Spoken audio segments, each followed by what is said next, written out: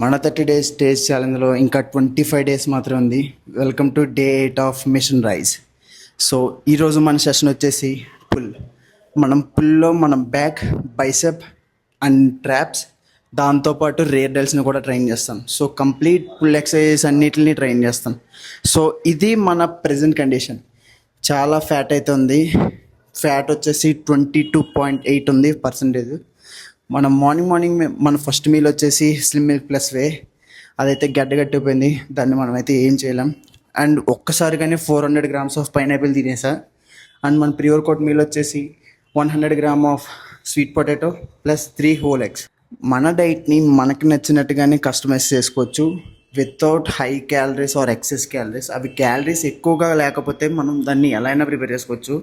So ఈరోజు మనం జిమ్కి అయితే బైక్ మీద వెళ్ళిపోయాం.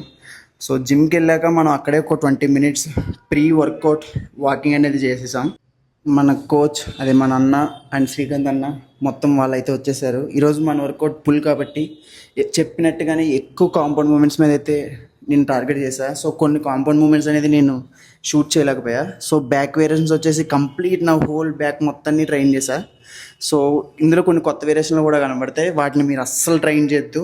వాటి గురించి నేను సెపరేట్గా ప్రిప్ అయిపోయాక నేను చెప్తా.